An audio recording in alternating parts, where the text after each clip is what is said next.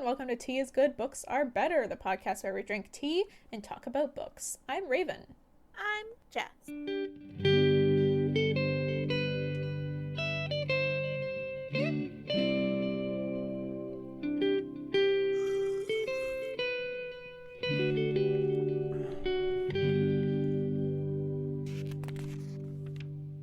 So what are we drinking today, Jess? Pew, pew, pew, pew, pew, pew, pew. What kind of tea have you been drinking? Drinking my green tea, thank you very much. Nice. Yeah, I have like a huge mug of the Irish breakfast tea. It's getting a little bit of cold. It's getting a little bit of cold. It's a little. It's getting a little cold now, but there's still a lot of tea left, so I'll be plugging away at that. All right, shall we just hop into this book, A Storm of Swords? For sure. All right, so we're starting with chapter 8, is Daenerys. Ooh. Is this our first Dany chapter? It is, right? It is. Yeah. I think it is. Tis. Dany, the only good character I got. Okay. Dany is on the sea on the ship called Balerion, watching her dragons fly through the air. Most of her Khalasar remains below decks with the horses because they are terrified of the sea. Reminder, Dothraki don't trust any water a horse can't drink. 6 days in, there is a squall, which is apparently a localized storm. And Dany hears the horses kicking and the riders praying below. But Dany herself is not frightened. She's Daenerys Stormborn, after all. She was born in the middle of the greatest storm in the history of Westeros memory. Sure was. And she had crossed the Narrow Sea many times as a girl, and the Narrow Sea was often stormy. She actually loves the sea. This is something I did not know about her. Yeah. I don't really say that stuff.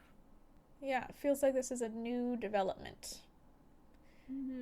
She once told Viserys she wanted to be a sailor, and he had twisted her hair until she cried, saying she's a dragon, not a smelly fish. Okay, Viserys. That makes Dany reflect on Viserys' foolishness. If he had been wiser and more patient, it would be him sailing west to take the throne. But he was cruel and weak at the end. However, sometimes she still misses him. She misses the times when he'd tell her tales of the Seven Kingdoms. That's just natural, I guess, if you live with someone your whole damn life. Even if they're cruel to you, there might be a part of you that you miss. Yeah. Part of them that you miss, is what I meant Still to say. so when you were around your whole life. Yeah. Captain Groleo appears and wishes out loud that Balerion could soar like her namesake. Then they wouldn't have to row, tow, or pray for wind. Apparently Groleo wanted the dragons caged when they first boarded his ship, and Dany consented to put his fears at ease. But the dragons were miserable, so she changed her mind and let them out. And they ended up eating the rats on the ship, and were actually less likely to start fires on board while they were free to fly through the air. So Groleo is now, like, happy to have them free and out and about. Nice. The crew even begins to develop a sense of pride for the dragons and starts to think of them as their dragons. That's cute. Yeah, it is cute. Everyone loves to watch them fly, but Dany most of all. She's learned that dragons prefer to attack from above. Drogon is often miles ahead or behind, hunting. He's always hungry, and he's also growing fast. Another year or two, and he'll be big enough to ride. Right now, Rhaegal and Viserion are the size of small dogs, and Drogon is only a little larger. It's the 7th windless day. Balerion is built for wind, with huge sails, so the other 2 ships sailing with them, Vhagar and Meraxes, are towing her. They are trading galleys with oars and crews of oarsmen. Unfortunately, even with their help, it's painfully slow going right now.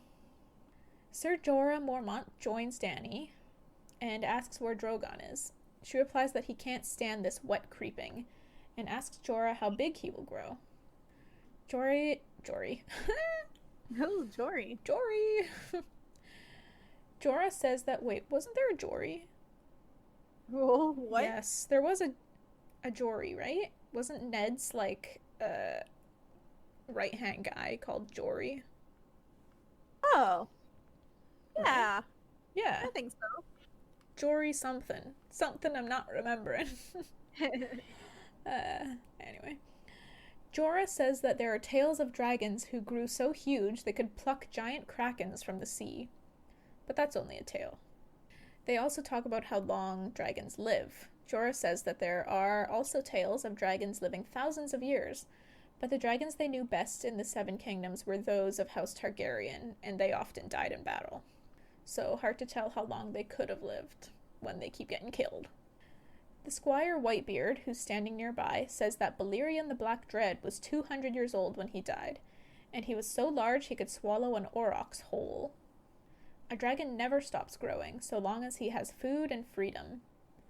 Dany asks what he means by freedom, and he tells her that in King's Landing there is a domed castle called the Dragon Pit, where the royal dragons used to dwell. None of the dragons that lived in that pit ever reached the size of their ancestors. The maesters say it was because of the walls around them. Fun facts! Yeah. Jorah doesn't buy it. He asks what Whitebeard knows about dragons anyway. Whitebeard admits that he doesn't know much, but says he did serve in King's Landing for a time during the days of King Aerys, and he once walked beneath the dragon skulls. Dany says Viserys told her about those skulls, and she asks Whitebeard if he ever met her father. He says that he did. Dany asks what he was like, and Whitebeard says he was often pleasant, but he's kind of hesitant when he says that. He says that sometimes King Aerys could be very harsh to those he thought his enemies. Dany makes an excuse for him, saying a wise man never makes a king his enemy, and then asks if Whitebeard knew her brother Rhaegar. Whitebeard never met him, but did see him in tourney. Jorah snorts and says half the kingdom did. Jesus, someone is sassy today. Yeah. He just really doesn't seem to like Whitebeard. No, he's suspicious. Yeah. Whitebeard mentions Rhaegar's best bud, Arthur Dayne, which excites Dany. The Sword of the Morning, he's called. Viserys used to tell her about his wondrous white blade. Viserys also told her that Sir Arthur was the only knight in the realm who was Rhaegar's peer. Whitebeard says it's not his place to question Prince Viserys, and Dany corrects him and says his title is king. He was a king, though he never reigned. Lol, what? Should I respect my brother? If you don't reign, you're not a king. Mm-mm. Like, that's the definition of a king, Dany. Hello? Hello, Dany? And also, is she saying Drogo was wrong when Drogo said to Viserys, "You are no king"? Guess so. Sorry. Catching her right there. Yeah, this is fucking laughable. Stop being silly. Yeah. It's shit like this that she says that makes me be like, okay, this is a child. Well, she's 14, so. Yeah. But, like, you can forget that easily by the way True. that she acts and talks. But this is the shit that makes me remember. But she asks what Whitebeard meant when he said it's not his place to question Prince Viserys / King Viserys. And Whitebeard basically says that every man has a match. He says a change in the wind may bring victory. Or a lady's favor knotted round an arm. Jorah suddenly tells him to watch his tongue. And Dany remembers that Whitebeard saw Jorah fight at Lannisport in the tourney he'd won with a lady's favor round his arm. Okay, so Whitebeard is calling out Jorah now for some reason? Like, what is going on between these two? They're just fighting here. Just being, like, little babies. I guess so. It's two men. Like, what the hell is their deal? Dany tells Jorah to relax. She's sure Whitebeard didn't mean any offense. She then asks him what Rhaegar was like. Whitebeard tells her he was able and determined, and bookish when he was a boy. He would read instead of playing with the other children. Now this is a new factoid that I did not know. One day Rhaegar found something in his scrolls that changed him, though no one knows what it was. He suddenly appeared in the yard as the knights were donning their steel, walked up to the master-at-arms, and said he required sword and armor, as it seems he must be a warrior. Isn't that weird? I think we'll learn more about that through Bran Right. when he gets his visions. We'll learn a little bit more about him. But at this point, it's pretty odd. I think you're like, who is this kid? Going from books to swords, just like that. Yeah. Like, okay. Whitebeard then excuses himself, and Jorah tells Dany that she should take his words well salted. Jorah believes Whitebeard is playing her false. He is too old to be a squire, and too well-spoken to serve that oaf of a eunuch Belwas, who we met along with Whitebeard in the last book. Mm-hmm. And Dany must admit that it's weird. She thinks about all the enemies she's made so far, and the attacks she's survived with the help of Jorah and Whitebeard. And she wonders whether Belwas would make a good guardian. So, I just wanted to... I should have said this earlier, but I wanted to take a second to point out how skillfully and strategically George R.R. Martin uses exposition in this chapter. Like, so far, basically nothing has happened in this chapter. There's been talking. Mm-hmm. But there's been a lot of exposition so far. Yeah. Reminder, exposition is the insertion of background information in the narrative.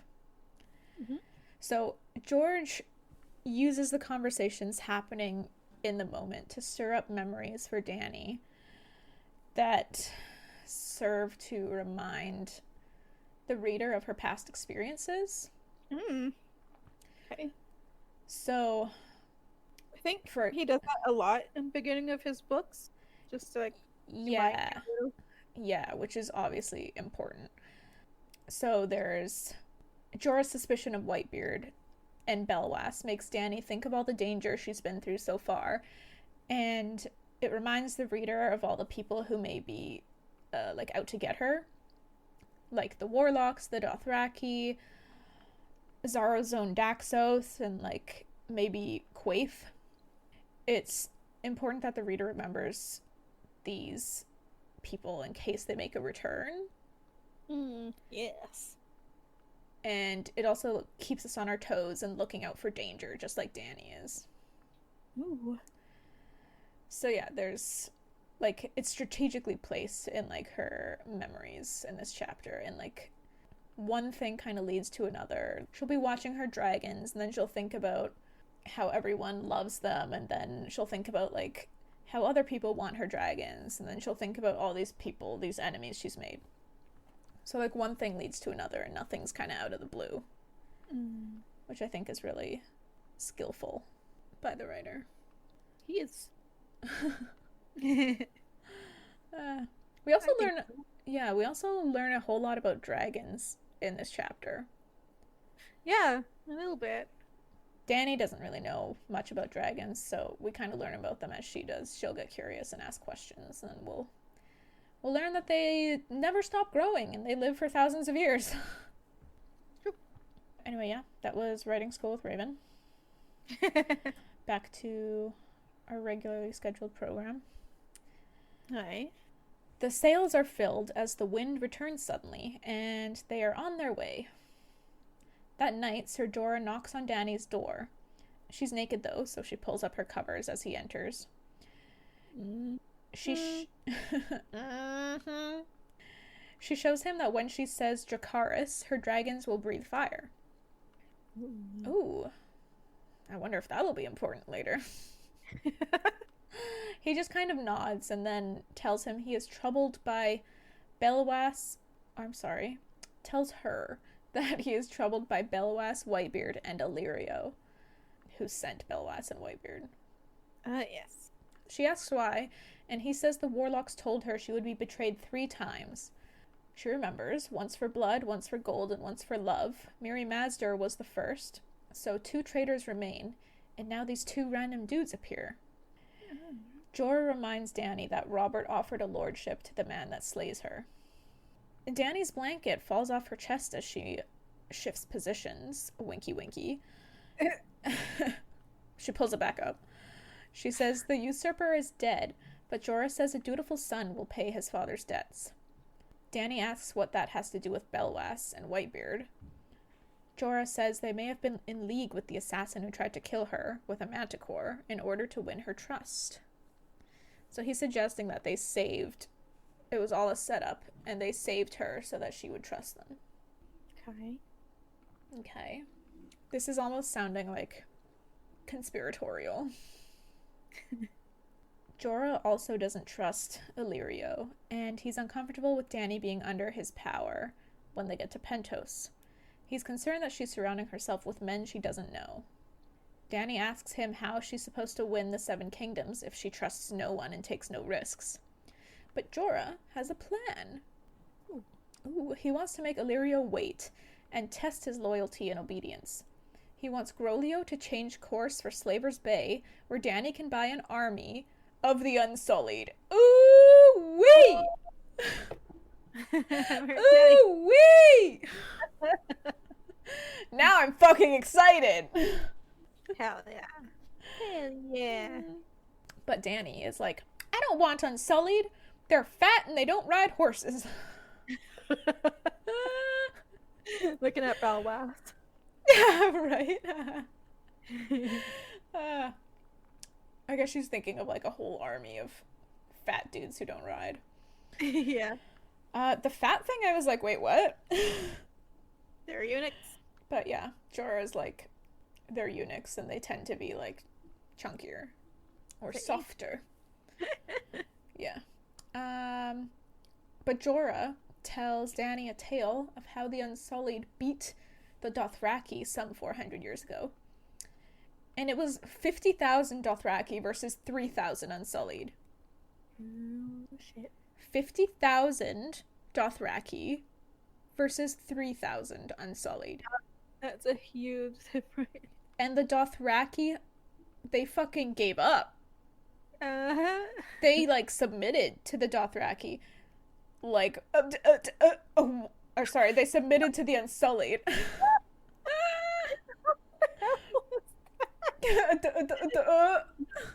Yeah. That's just me being, like, in shock. It's kind of a cool story, actually. The one that he tells. I'm not going to go, like, super into it because there's a lot of detail. But basically, the Dothraki, there's, like, 50,000 of them. They, like, surrounded the Unsullied and, like, kept charging them over and over and over. But the Unsullied, like, just stood in place with their shields up and, like, would stab down the Dothraki every time they, like, charged them. And the Dothraki ended up giving up and chopping off all their hair and tossing it to the Unsullied as they walked away. Or rode away. Which is kind of a cool image. It is. And apparently now the Unsullied have hair on their, like, staffs or spikes or spears or whatever it is. Is it the Unsullied there?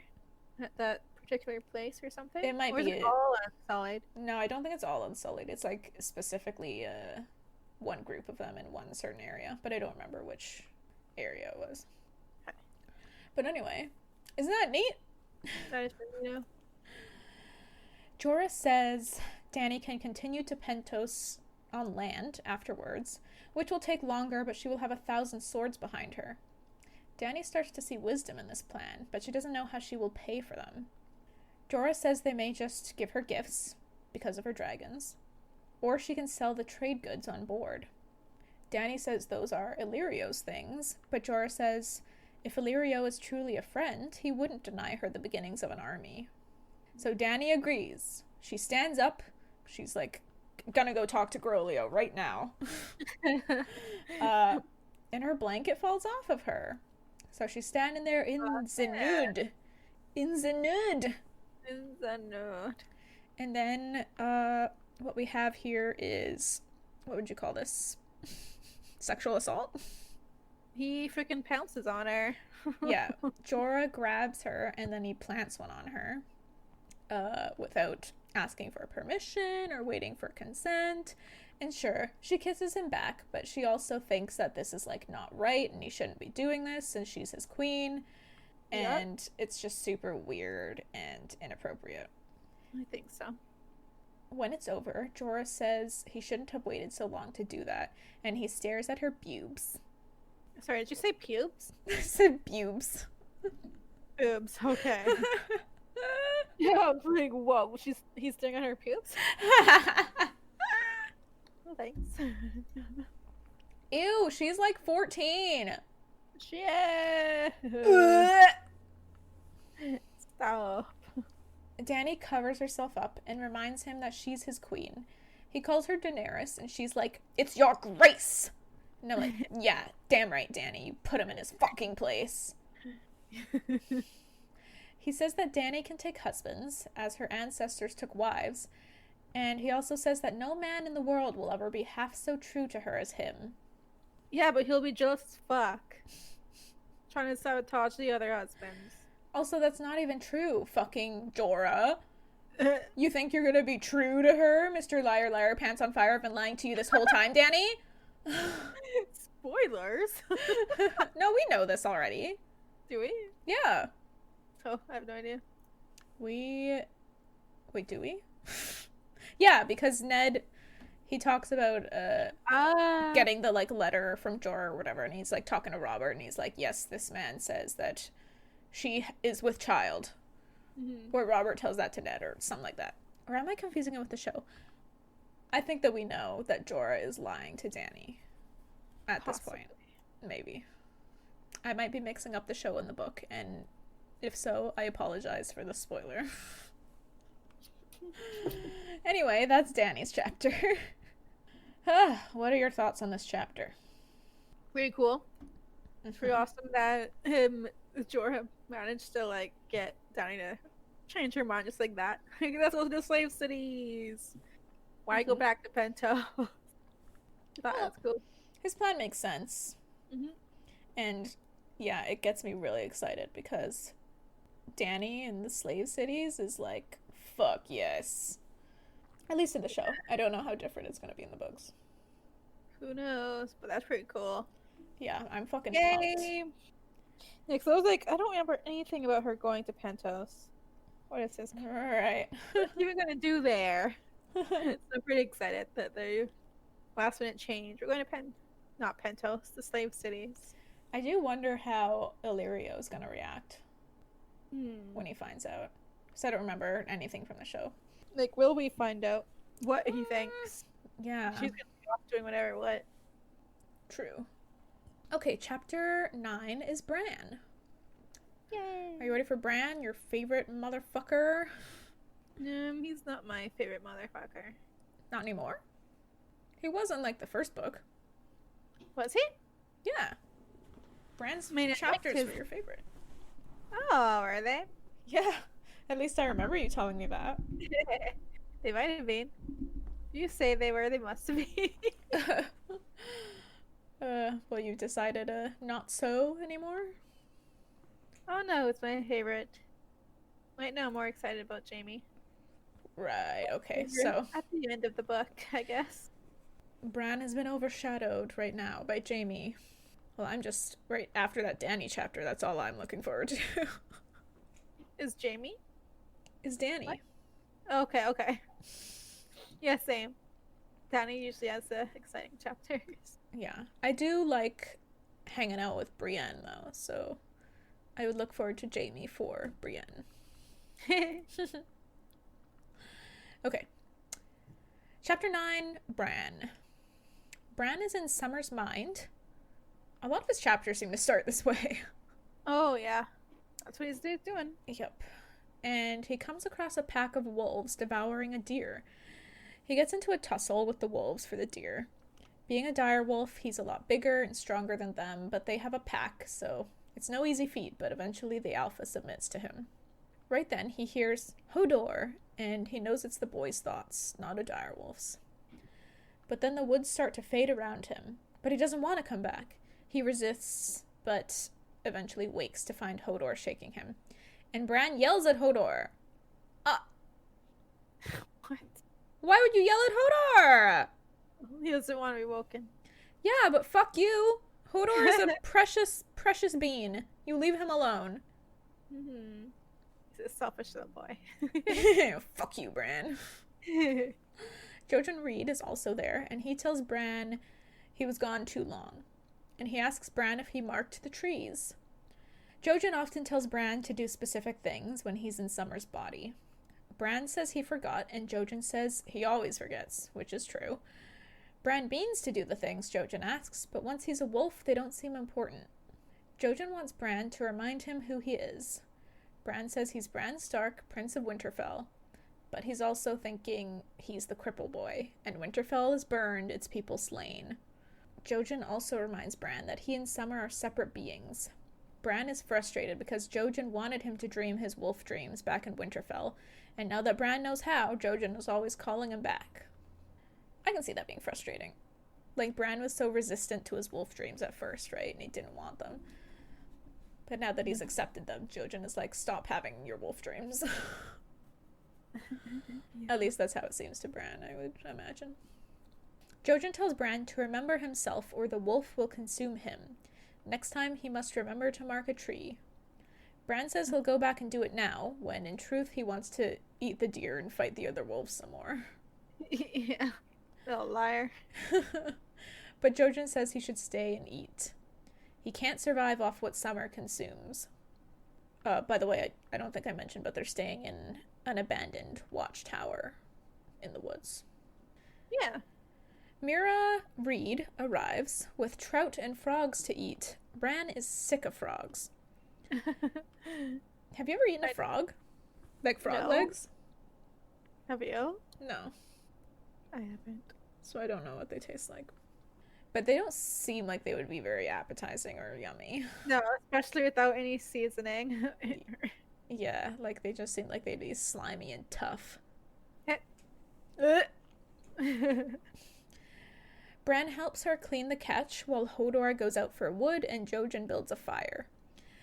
They eat and Bran thanks Mira and she calls him Your Grace, which I thought was odd. Isn't that only for a king or queen? Is it? Or is it for any royal family member? I don't know. Because he's a prince. Was Joffrey being called Your Grace before he was king? Yeah. Was he? remember Oh, okay. Yeah. I guess, what else would you call them? Your princeliness? After dinner, Jojen says they should move on from this place tomorrow. Mira thinks it's a good place for them. There are no villages nearby and tons of game in the woods, but Jojen says they are not meant to be here. They argue about it a bit, and then Mira suggests they'd get to the wall faster if they were mounted. And apparently she'd made the same suggestion before. But Jojen doesn't think of a good, or he can't think of a good way to get horses without risking being discovered. Bran is safest as a dead boy, since the entire kingdom thinks he's dead. It's true. I mean, if they don't think you're alive, they're not gonna waste time thinking about you. Sure. Jojen says the three-eyed crow awaits them to the north, and Bran needs a wiser teacher than he, and they must go afoot. Mira thinks this plan is absolutely bonkers. Bran doesn't understand why they all listen to Jojen so much. He's the prince, after all, and Mira is the oldest. Bran says they should steal horses or steal a boat, maybe go see Lord Manderley in White Harbor Town. From there they could sail to Riverrun and meet up with Robb. Oh. But Hodor is the only one who likes Bran's plan. And then he starts to get really loud and boisterous. I guess he's just excited.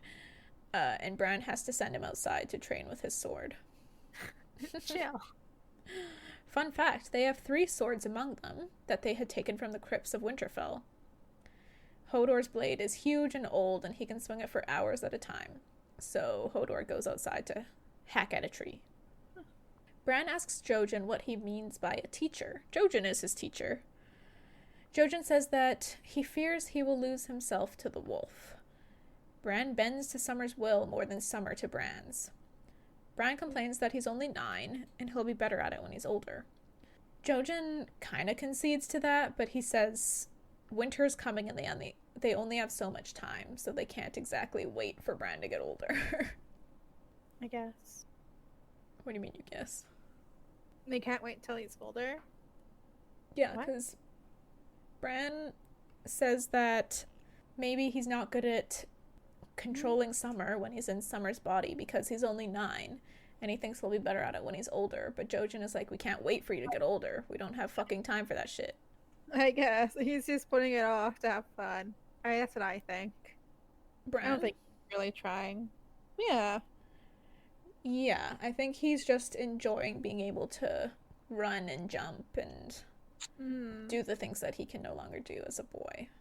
That's what I think. He's just putting it off. Yeah. I can relate to that. Procrastination. Yep. Jojen says he dreamed of a winged wolf bound to earth by chains of stone. The chains are off Bran now, but he still doesn't fly.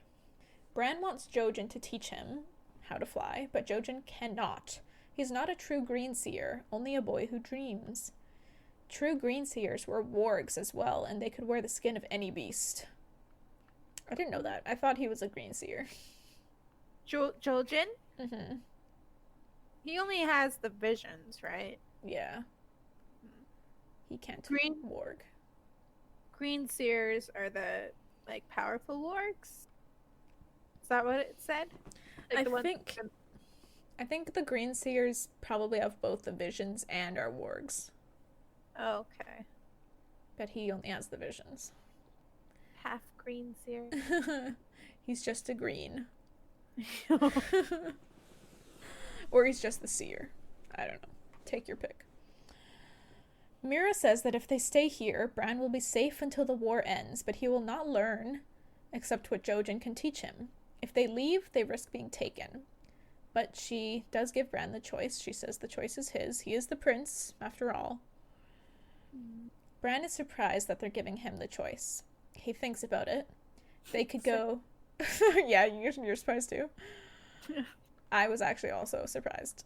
I'm like, this can end badly, you guys. What are you doing? Yeah, like, if he decides he wants to go find Rob and Catelyn, like, you're just gonna go along with that? Right? So Bran thinks that they could go to the Umbers or the Karstarks or Lord Manderley. But he realizes they could all be dead for all he knows. And he will most certainly be dead if he's caught by the Ironmen or the Bastard of Bolton. If they stay here, he'll be safe, but he'll also stay crippled. No matter where he goes, he'll still be a cripple. Yep. So, Bran decides he wants to fly, and he tells the Reeds to take him to the Crow. Smart choice. Yes, indeed. Oh boy, my throat. Your throat? My throat. Let me look at this next chapter. It's kind of a long one. Oh. Did you say gross? Gross, Davos, gross. Okay, let's we'll hold off on A Storm of Swords. We'll leave off A Storm of Swords there for now. I want to ask you, you mentioned in the last episode that you were, like, slowly making your way through, like, 5 different books or something? 5? What did you say? 3? I think I said 3. Not including Storm of Swords. Okay. Well, tell me about 3. those. Maybe I'll tell you a little bit. Well, there's that Harry Potter that is now gathering dust. Oh, no. Yeah. Why is it gathering dust? I haven't picked it up. The illustrated Harry Potter. Snoozing. How far into it are you? Oh my gosh. Oh my goodness. I think I almost said grounded. The tension in the Forbidden Forest, I think. Okay. He's grounded in the Forbidden Forest. Yeah, that's my first thing to say. What else do you read? Oh yeah, in the Satanic Bible. Okay. Are you just, like, actually reading that from cover to cover? I'm reading it and I'm highlighting points. Last time a while ago, when Eric was here, he saw it and picked it up and, like, he, like, read through some of the highlighted points too. Okay. Oh, he laughed. Anything worth mentioning? I don't know. I don't know what I did with it, to be honest. They're just mostly life things about how you should treat yourself well first. Put your mental health first and that sort of stuff. That I was like highlighting because I was like, that's important to me. I should go back to that. Oh, okay. Or like treating people the way they treat you. And it was like big emphasis on relationships being give and take, not just give and not just take, and that being like unhealthy in his words. Okay. I'm changing it to make it sound less funny. Well, isn't this stuff that seems like obvious though? Like, Yeah, his book, I think he was born in the 30s and was raised in like heavily Christian world. So a lot of this stuff was considered kind of backwards because a lot of people like believe that you should give and give and give to be a good person, and not expect anything in return. Yeah, and like always put your family first, regardless of how they treat you and that sort of stuff. And he was kind of like saying, "How about no?" Yeah. And that's why he called it. That's why he called his views Satanism, because it was like the main. Because he viewed his way of thinking as being antagonistic to the world and like the opposite of what everyone's being taught. So he was like, well, I'll just choose my symbolism to be the opposite of what everyone considers good and that stuff. Right. So he doesn't necessarily think that his way of living is evil, like Satan. He just wanted to be like opposing to the church. Basically, he has a lot of criticism for religion, of being hypocritical and that stuff. Right. Yeah. But yeah, I think a lot of the stuff that's in his books is pretty considered normal now. Yeah. Nowadays. Yeah, I found that too. Oh, thanks. Thanks for finding this one. Huh? No, Johnny handed me a book. Oh. Another book that I forgot I was reading. Oh. Oh, and then he found it from my book, my Bible. Oh. Yeah. What was I saying? I lost my train of thought with these books being handed to me. You were talking about how Satanism. It's pretty normal now. Yeah. But like, because I was raised a certain way, like a lot of this stuff, I haven't really taken into who I am before I read it. Like, I felt lots of guilt for thinking negatively about family members or that stuff, or like thinking that I should stand up for myself. I'm like, no, that's bad of me. I shouldn't do that. And that sort of stuff. Right. Is how we were raised, and that sort of like family first, respect the parents, and like give. Because I felt like that's the only way it can be liked. But I feel like this book helped a lot. Cool. I'd be curious to read it. Tell me more about what else you're reading. So I totally forgot about this, but it's Witch's Bible. Huh? The Witch's Bible. It's just a bunch of Wiccan stuff. Okay. I was going through it because I'm finding what's that genre called? Occult? New Age? Something like that. I've just been reading them because I find them very fascinating. Oh, okay. The wave of life and that sort of shit. What? It's laughing. Why are you laughing? I'm so confused. Oh, because I feel like it's kind of like cheesy What is? to be reading the Witch's Bible. Why is that cheesy? I don't know.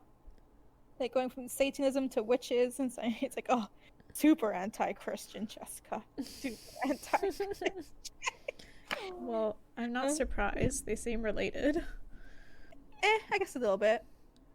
Except that Anton LaVey doesn't believe in all of that hoodoo, whatnot. That's the Satanist guy? The other world. Yeah. I see. He just believes in what you can see in man. Man and beast. Beast and man. Okay. So what drew you to the Witches book? Oh, I just think our childhood, growing up in a haunted house, there's something more to this world. And I'm just like trying to like read what I can. Trying to see what is out there. So what kind of stuff? Like a little bit of a understanding. What kind of stuff is in the Witch's Bible then? Is it a Bible? Well, What is it? I've barely read it. I've only read the introduction. Oh.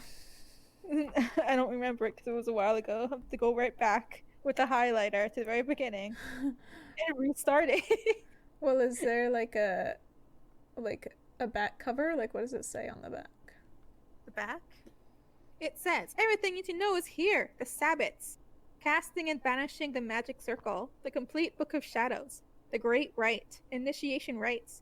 Consecration rites. Spells. Witches' tools.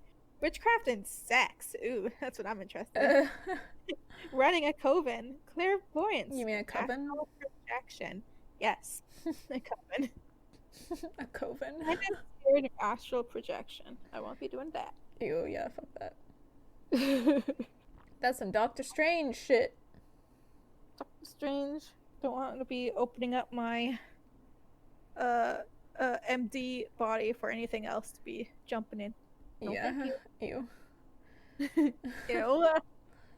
Fuck that. No, thank you. Wasn't that like in The Conjuring or something? I have no idea. I haven't seen The Conjuring in a long time. Speaking of movies, we'll get back to your books, but have you watched WandaVision yet, or any of those films? Wait. What have you been watching? Tell me. WandaVision. Up to episode 6. Did you watch those movies I told you to watch? Nope. You just went into WandaVision? Yeah, Johnny likes it too, so that's what encouraged it. He's not a big superhero fan, so it's kind of like iffy with putting on superhero movies. Oh, okay, so tell me your thoughts on WandaVision up to episode 6. Certainly interesting. Uh-huh. That is different. I like the perspective, and it's kind of dark and sad. It's really sad. I forget at what point you're at in episode 6. Like, where are you at? So Vision, basically, he knows what's going on, tried to escape, didn't make it. Wanda expanded the force field. That was the Halloween episode. Oh, okay. Did you recognize the new Quicksilver? Yeah, of course. I'm an AHS fan. No, but like, do you know what else he's in? Is he an X-Man? Yeah! Oh, is he? Did he sneak in? Is he pretending? Is that Quicksilver? Is he? I have no idea. Yeah, he's the Quicksilver in X-Men. Oh. So this is the first time ever that they're combining the two universes. Oh my gosh, that's pretty cool. He's the Quicksilver in X-Men. Eric, Johnny recognized him as an X-Man too. Yeah. So that was like, dude, you should have seen me when I when I saw that. Because I've been waiting for this moment because Disney like kind of recently purchased the rights to Fox and the X-Men. Mean Deadpool? Yes, it does. They gotta do a Spidey Deadpool. What were you saying, Johnny? Well, they bought Fox out a while ago, like during the summertime a while ago, or something like that. They bought out Fox? Yeah, but I mean, in the grand scheme of things, I would say it was recent. Yeah, he said it. Summer? That's very recent. Yeah, well, I don't know if it was like last summer, but it was like a while ago when they bought them out. It might have been within the last 2 years, but I still consider that recent. That's pretty cool. So yeah, they got all the rights to the X-Men, Deadpool, Fantastic Four. They've yet to do a good film. Maybe Disney will do something. If anyone can, Only Disney. it's gonna be Disney with Kevin Feige as the producer. As long as he stays the producer, my trust is in it. Fun fact, Kevin Feige has produced every MCU movie. Oh. And he's like kind of a boss who like will keep things consistent and do like epic Easter eggs and shit like that. Oh, good. Cool. Yeah, so, WandaVision. Yeah, you should have seen me when fucking Evan Peters showed his fucking face, and he was like, yo, I'm Pietro, bitch! And I was like, yeah, you are! I thought he was cast as like a different character. I'm like, he's not one of the X-Men. No. He is. He's coming back as Quicksilver! Oh, cool. And I guess their fourth wall breaking by saying he's being recasted. Yeah. Because they're, like, they had their own MCU Quicksilver. Uh-huh. Who died. And, yeah, it was kind of a way for them to break the fourth wall a little bit, like, make a meta joke, I would say, about him being, Quicksilver being recast. Yes, that's why that confused me. Yeah. I was like trying to understand, like, okay, what is this recast thing? Who's this guy? Yeah, so that's epic. And I wanted you to watch those X-Men movies so that you would be reminded of who he is. That's why I suggested you watch those before you watch WandaVision. Oh, did you say before WandaVision? Yeah, I sent you a list in order. Oh, I thought they were just like random. You're like, watch this. I'm 100% sure I said in this order. You probably did, and I probably just was like,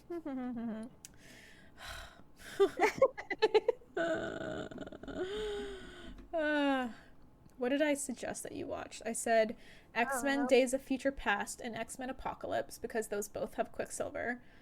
And then maybe I watched those. I don't know.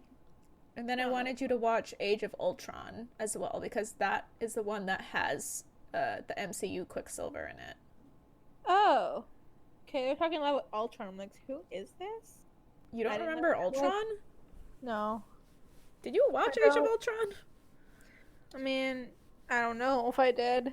I don't recall. Age of Ultron is the movie where Vision first comes to life.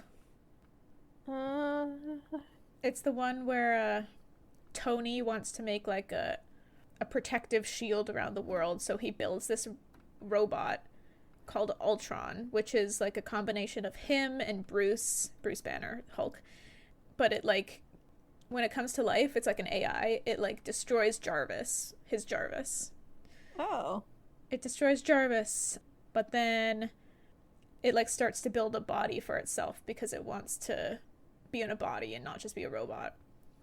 Mm-hmm. Like it wants to be in the most powerful body that there is, aka Vision. So it builds Vision's body. Oh. And then like Ultron wants to be in Vision, but then lo and behold, the Avengers steal the body. Mm-hmm.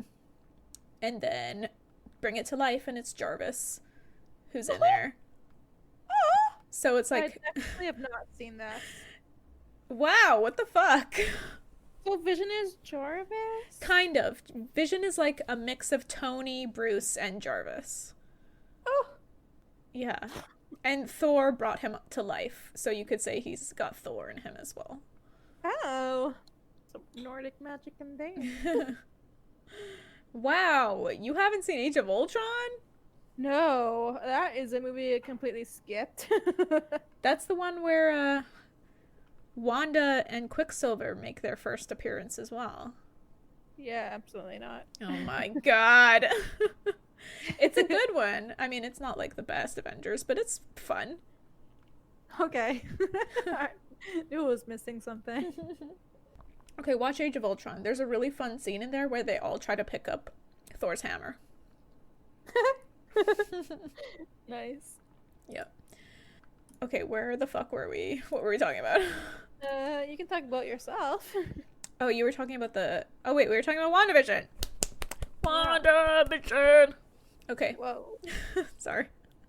I'm excited. It's awesome. I've watched all of it.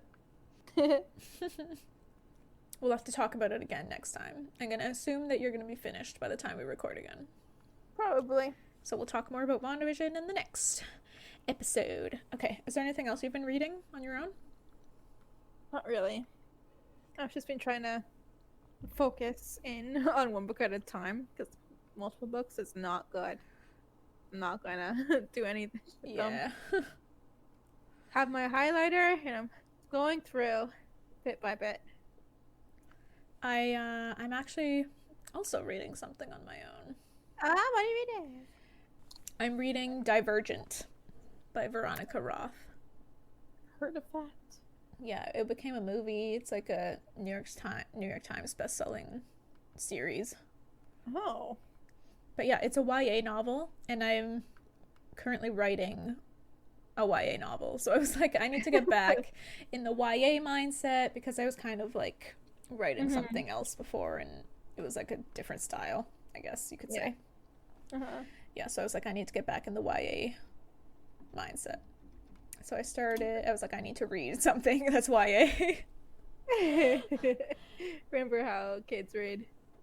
Yeah, and like what's the pacing like? Like the pacing is so different from a book like A Storm of Swords, for example. Absolutely. And like the level of introspection with a character in a YA novel is also very different from a book like Storm of Swords. So like for a minute there I was trying to write a YA novel with like the style of a Storm of Swords being the only book in my head. Oh no. And it was just like I was writing and I was like, why does this feel like shit?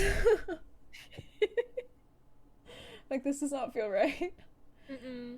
So yeah, reading Divergent, and I'm actually finding myself kind of critical of the writing so far.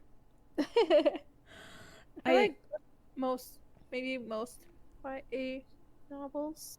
It's easy to be critical. Yeah, I mean, it's written obviously more simplistically because it's meant for like kids? 12 to 17-year-olds. But yeah, I just like, I wish I'd written down the things I was noticing, but I was noticing like a repetition of certain words like over and over again. Yeah.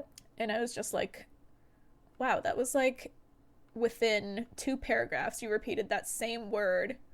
Oh my gosh.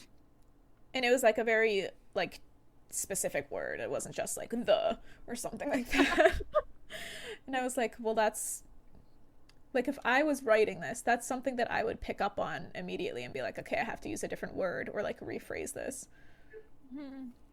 And then there was also like a lot of, how do I describe this? You know when they like make something a new paragraph to give it emphasis? Maybe?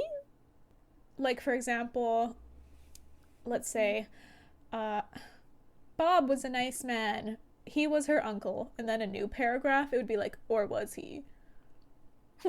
Like to give I think I know. to give it more emphasis. Yeah. There's a lot of that in the book as well. And I'm like, this feels kind of overdone. Maybe. But maybe I will try to kind of pick out the things that I'm critical of for next time, and it could be interesting to talk about it. Maybe. You don't think so? I don't know. I think I'd be interested in it if you talked about it. Cool. Okay. Then I'll do it. I just find most YA novels. Hey, back up a little. Talking to Bonnie?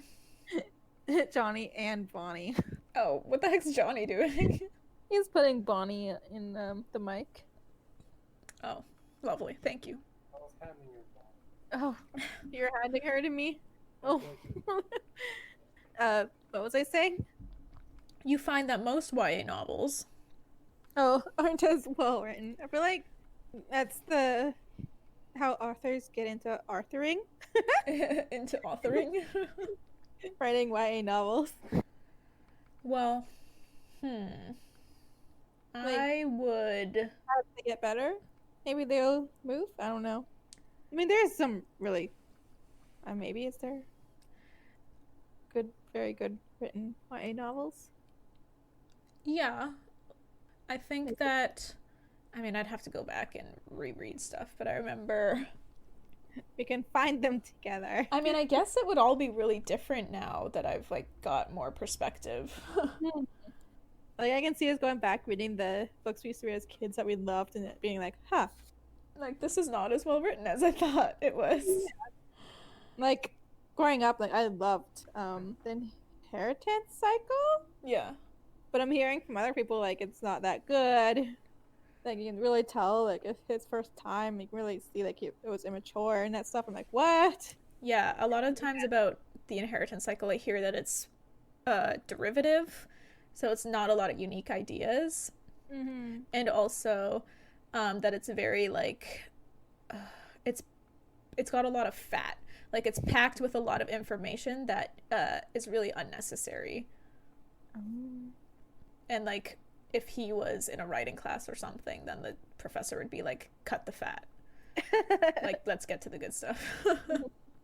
And I think that he's actually said in his like acknowledgments in the books, Christopher Paolini, who wrote The Inheritance Cycle, he has said that these books were like almost 3 times as big when he first wrote them. Whoa! Yeah, so he already edited them down a lot. And honestly, if there's still that much fucking fat in the books, it's like, what amount of quality is actually there? I haven't read them in a really long time, so this is not my personal take on it. This is just my thoughts about it based on what other people are saying. Well, I feel like that's a series we should go through. I feel like that, yeah. Once we're done, like Seraphina and A Song of Ice and Fire, maybe we'll tackle Inheritance Cycle. Probably after this song, Ice and Fire, because we have a lot of fantasy hanging out. Yeah. We go get biased with our favorite. Yeah. True. You know what? I mean, maybe this is a terrible, awful idea, but what if we do a series like Twilight or 50 Shades? No.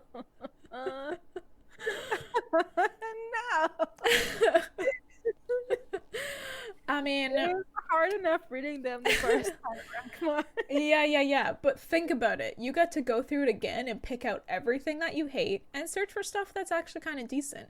I think it would be an interesting experiment, but think about it. We don't have to do it like right away or decide right now. It might be a good idea. I'll think about it. And maybe we don't do like the whole series in one go, but we'll do like one book and then a couple of other books and then go back kind of thing. I don't know. Just think about it. It's a thought. Okay. All right. We should end this episode here. Thank you so much for listening. If you want more of the podcast, please follow us on Instagram. You can follow the podcast at TIGBAB Podcast, or you can follow us separately. My handle is Crimby, Jess's is Jess.Egan24. You can also find us on Facebook. Just search TIGBAB Podcast or Tea is Good, Books Are Better, and we should show up there. Also, please subscribe to our good friend Bahrami on YouTube. He's the one who made our jingle, which you heard at the start of this episode, and he's a really cool guy and makes dope stuff, so check him out. And you can also join our Patreon, patreon.com/teaisgoodbooksArebetter. We have a few different tea-themed tiers with fun rewards, such as behind-the-scenes content, outtakes, and mini-episodes in which we force our brother to watch Game of Thrones, which he hates. So you will be getting something in return for your contribution, and you'd also be helping us improve the podcast with better equipment, but we also just appreciate you listening. And please don't forget to share the podcast with your family and your friends. It is the best way for us to grow. Goodbye, everyone. Bye. Bye, Johnny.